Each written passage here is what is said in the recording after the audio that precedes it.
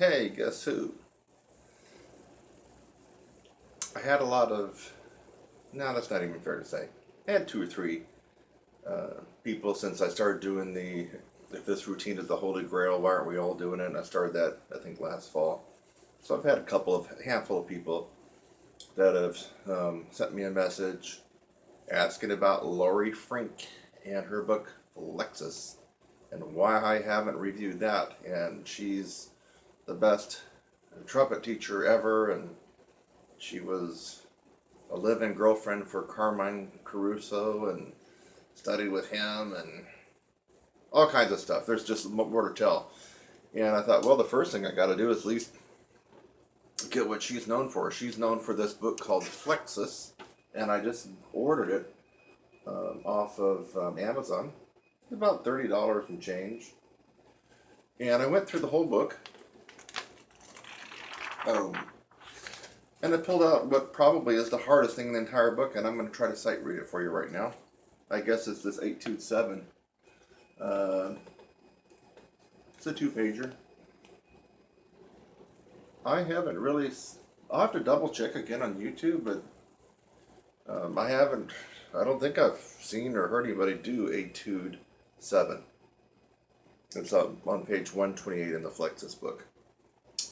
I just skimmed through the book. I haven't actually gone through the entire thing, but I will when I do my review on it for the Holy Grail series. But I just went through it and thought I would take the hardest one and try to sight read it for you guys right now. It's late at night, so I'm going to be playing with the mute on. And well, this book is so new it won't flatten out. So let's grind it up a little bit. I'm pretty abusive with books. Okay, so this is Etude 7 in the FLEXUS book by Laurie Frink. And this one says something about quick register changes. Looks like this is about the tempo. Yeah, you probably can't see that. It's actually a 76. Yeah, it's, trust me, this is 76. I'm not going to leave the metronome on the whole time because I might take some liberties with it. This range goes from, as best I can tell, the low F sharp up to F. So what does that expand? Almost 3 octaves. And then she's talking about quick register changes. So there's a mixture of tonguing and slurring and best I could tell going through here. It looks like, as I can look through, there's lots of accidentals, and usually when I see lots of accidentals, that tells me that the piece I'm about to play is going to be actually in a different key than what the register suggests at the beginning. You know, the key signature. At the beginning it suggests that we're either in C major or A minor because there's no flats or sharps in the key. But with all the accidentals, of which there are a ton of them, it's got to be in different keys, or at least one different key than C or A, C major or A minor, and it might be more than that. So let's just see what happens.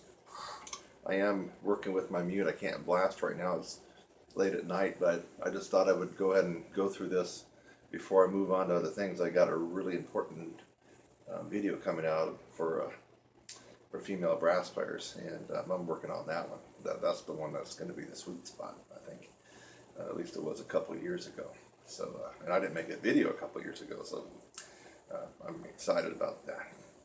But so I wanted to see what I could do on this one, sight reading, and put it up there, because I noticed people were trying to do some of her stuff, but you know, I haven't seen any. But this is the hardest one in my opinion.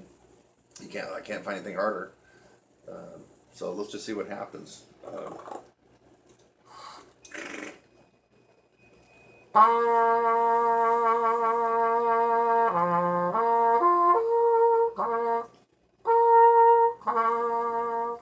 Yeah, we'll just give it a shot, okay?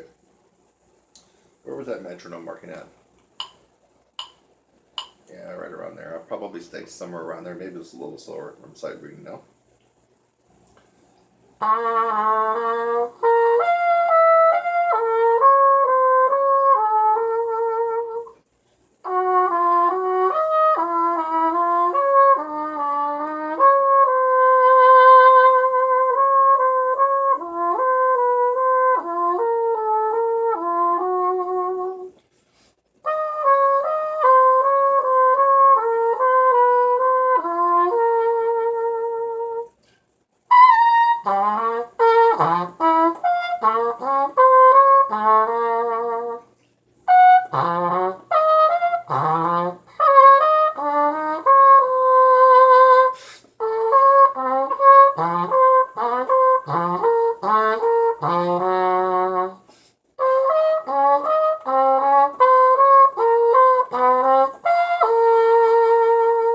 like it so far.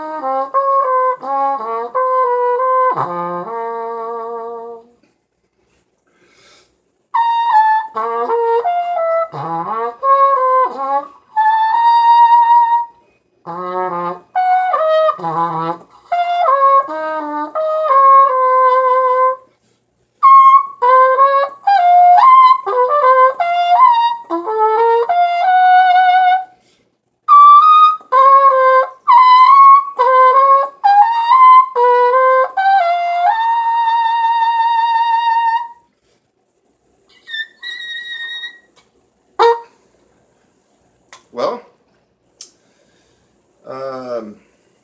I kind of like what she did. It's kind of it's a good melody. Um, for sight reading, yeah, it made me blink a few times, caught me just a little bit. So what can I say? I'm not going to go into a lot of review about her stuff right now. That's going to come later. But I like this. I like how she did this. It's a great composition. Did it challenge me a little bit on the intervals? Well, yeah.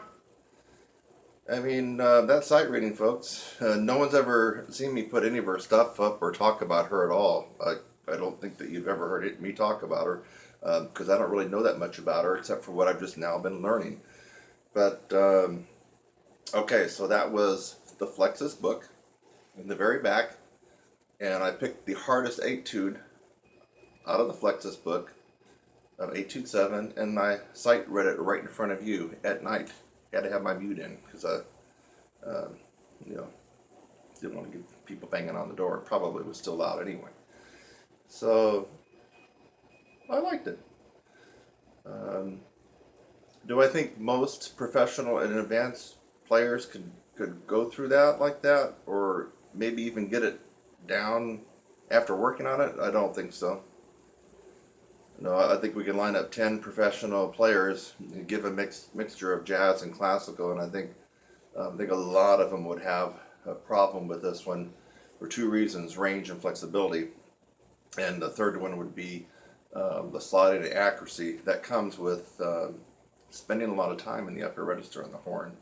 So for the classical players who kind of poo-poo doing things above high C and high D because they don't really have to play it in their orchestra, or jazz, jazz trumpet guys that are, always bebopping in the staff and a little bit above, they're not going to have the acumen and the facility and the accuracy of, picking notes. I mean, heck, what was I doing? I was picking out E flats and D's and C's and high F's just out of thin air. I really liked the last two lines. I mean, that kind of gave me a run for my money. Starting the last two lines, I liked it. It skipped around. I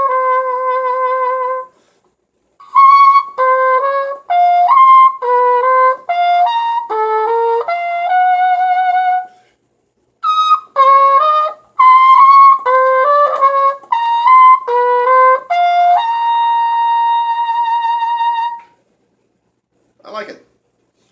I think most people are going to find it very, very tough.